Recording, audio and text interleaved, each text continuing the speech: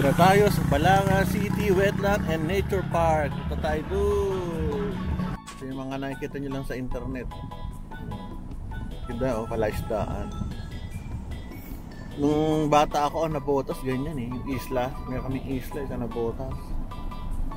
Ngayon wala na, puro bahay na ngayon. Tayo ngayon at medyo basa ang lupa. Lakad-lakad lang tayo sa mga mangrove. Ayan, maganda o meron silang mangrove dito. Puntahan natin. Oh. Actually may tubig dito eh. Oh. Baka pumapasok na. Baka mag high tide. Ay, sarado. Ba't sarado? Ano nga natin? Ito yung ano oh. Balanga. Ah, doon. Alam ko na. Doon dadaan siguro. Nadidinig ko mga ibon. Tandaan ako nadidinig na mga ibon. Papasok tayo. Mainit! Ay, bumaba ang misis ko.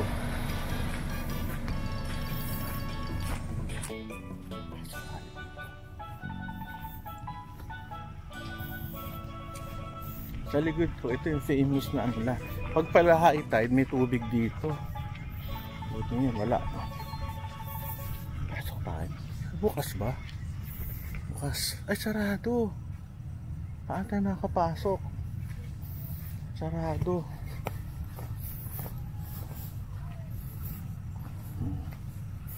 Sinaraduhan nila para ano. Bawal. Hi boss. May isa akong kasama dyan nanguhuli. Nanguhuli. Makikita niyo ulo ako pa. So, nanguhuli kayo mamaya pa? Mamaya pa pagbaba. So, mga 8, mga 500? Napakamura naman.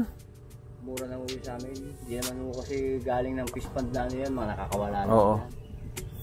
Bagay, So, yun ang hanap buhay nyo. So, mamaya, yung hapon, yung salsahig na yan, basa na yan, hindi pa? Lubog na uwi yan. Oh! Ayun ako, pumapasok na ako. E di, baka kami abutan yung kotse ko. Hindi naman abutin yung kotse nyo. Masad lang doon. Ah, doon hindi. Dito lang uwi yan, lubog uwi yan. Yan mismong Nakita ko nga lubog eh. palula yan. E di, bilisan ko na. Baka maano ba ako, lubog pa ako dito. Ito yung ano, hinahuli. Boss, magkano yan pag ganyan? Liliit pa eh. 300? Tingin nga. Laki uwi yan. Padala ko lang muna. Ayun, napadala din yung huli. 300? Tingin. Pwede na uwi yan, malalaki uwi yan. Yung kotse ng misis ko yung puti doon, just in case na gusto mong alokin. Pero papadala ko, papagregalo ko. Paparigalo. Sige, okay lang. Dito lang ako. Ayan, bababaan. Mamaya daw may tubig na dito. Ayan na. Ito, basa ito. Naku, yari. So, takbo na ako rito. Tingnan natin. Ang ganda dito. Ang cute po. Ang dami ano, ibon. Patay ako mamaya ito pag naano yung naabutan ako ng high tide. Ganda. Ang ganda pala dito. Very relaxing.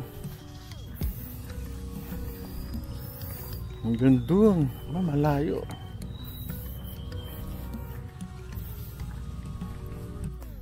Ito ay napaka-importante itong mangroves ito kasi dito tumitira yung maliliit na isda. Dito sila nagtatago. Yung mga alimango dito din. Bawal ang pollution. Ganda. Tingnan nyo naman no. Mangroves. Kaya kung mabadaan kayo sa Bataan, sa Balanga, hanapin nyo ito. Yung kanilang wetland. Ang kagandahan, simitat, safe na safe. Tsaka may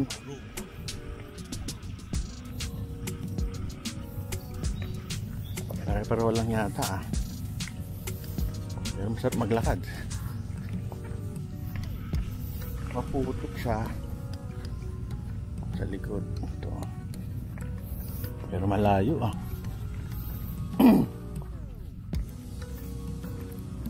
So far wala ako nakikitang ibon, pero nadidinig ko sila eh.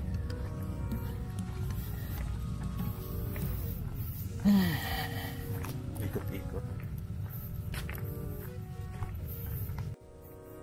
Yan na.